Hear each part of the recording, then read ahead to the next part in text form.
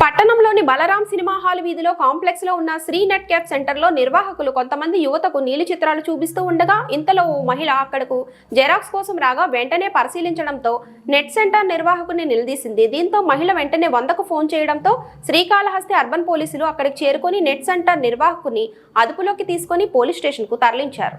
Sir, నేను వచ్చి నా సర్టిఫికేట్స్ జెరాక్స్ కోసము నా సర్టిఫికేట్ ఒకటి పోయింది, దానికి చెప్పేకనేసి వచ్చాను. పోలీస్ స్టేషన్లో 1 టౌన్ పోలీస్ స్టేషన్లో కంప్లైంట్ ఇచ్చాక వెళ్ళాను. వాళ్ళు వచ్చి మీ సేవలో పోయి ఫస్ట్ జెరాక్స్లు చేసి వాళ్ళు ఒక స్లిప్ ఇస్తారు, అది తెచ్చిండమ్మా అని చెప్పారు. అందుకని వస్తే నేను వచ్చిన తర్వాత వచ్చాడు. ఇదో ఇతనే అక్యూస్డ్, ఇతని ఫోటో ఎత్తుకోండి. అతన్ని ఈయన పైన వచ్చి ఒక దుప్పటి కప్పి శ్రీ నెట్ క్యాఫ్లో బ్లూ ఫిలిం ఆన్ చేసి ఇచ్చి బ్లూ ఫిలిం చూపిస్తున్నాడు.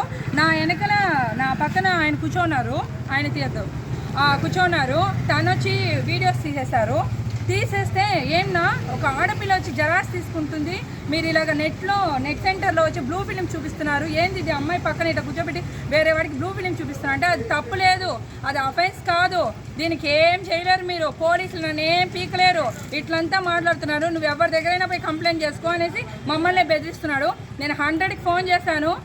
తర్వాత వాళ్ళు వచ్చి ఇక్కడ 1 టౌన్ పోలీస్ వాళ్ళని పంపించారు. వాళ్ళ ద్వారా వచ్చి ఇప్పుడు వాళ్ళు పంపిస్తున్నారు. నేను ఇప్పుడు ఎఫ్ఐఆర్ ఫైల్ చేస్తున్నాను.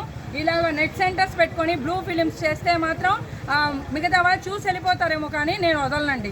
ఖచ్చితంగా ఎఫ్ఐఆర్ ఫైల్ చేస్తాను. వీళ్ళని కఠినంగా శిక్షించాలి. కొంచెం కూడా భయం భక్తి లేకుండా ఉన్నారు. శ్రీకాళహస్తిలో ఇది జరిగింది. శ్రీదేవి అండి, నేను చెన్నై నుంచి వచ్చాను. నేను చదివిందంతా శ్రీకాళహస్తిలోనే. నేను ఇక్కడ టాపర్నండి, శ్రీకాళహస్తిలో కాలేజీలో టాపర్ని. నా సర్టిఫికేట్ పోయింది కాబట్టి నేను వచ్చాను. ఇక్కడ +2 సర్టిఫికేట్, అదే inter second year certificate miss అయింది. నేను BA LLB చదువుతున్నాను, దానికోసం ఆ సర్టిఫికేట్ అవసరపడింది, అందుకని వచ్చాను.